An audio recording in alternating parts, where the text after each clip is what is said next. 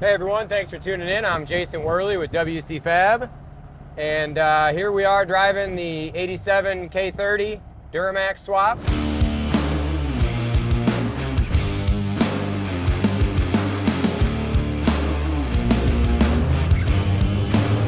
This truck started many years ago in the shop and then got put on the back burner between moves and just things going on and the business growing. And we pulled it out of the corner about a year and a half ago and finished working on it. It's finally on the road. Been enjoying driving it this year and a little bit last year, and she's a blast to drive. The old 6-speed manual trans is a lot of fun to shift and bang gears in.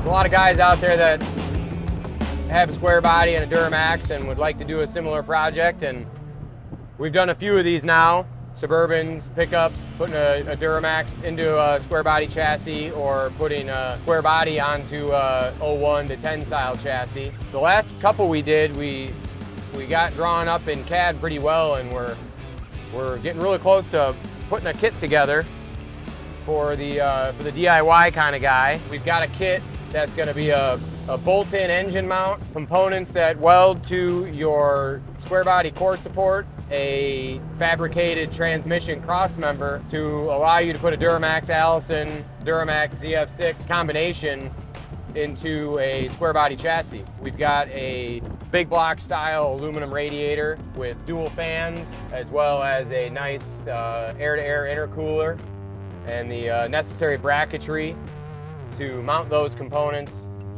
right onto the factory square body core support. Makes for a pretty seamless installation. The engine mounts we designed are a cool bolt together system. They actually bolt into the square body chassis into the exact same spot that the factory gas engine mounts would be riveted to the chassis. So a really slick setup. We're excited to finish up button up the final details on that and have that as a kit available for purchase.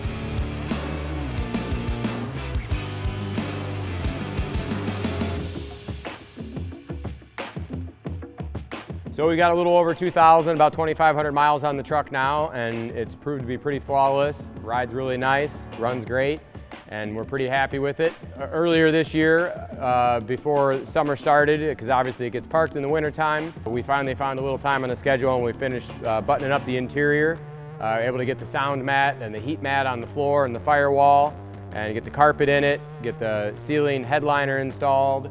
So that turned out really well. Another thing you might notice if you've seen this truck in any pictures or videos over the last year and a half is we originally had a set of original GM deep dish white wheels on it with some all-terrains, the old 16 5x10s. We recently swapped those out, trying something a little different here.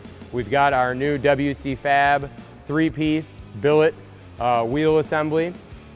So we've got these wheels on the truck now with a 33x1250 open country.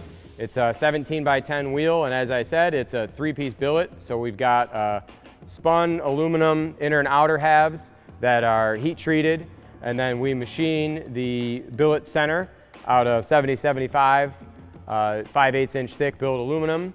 This one has an old school style design to it, and then it's all bolted together with a nice ARP stainless 12-point hardware. So it's a really cool wheel setup. Kind of sets the tone of the old style truck, but a little bit of new style flash. And the tires are nice and they ride well. So as I mentioned, the truck's got a little over 2,000 miles on it. We've been driving it, having fun, taking it to shows and to and from work. Just enjoying driving it and finally having it on the road after 10 years of sitting.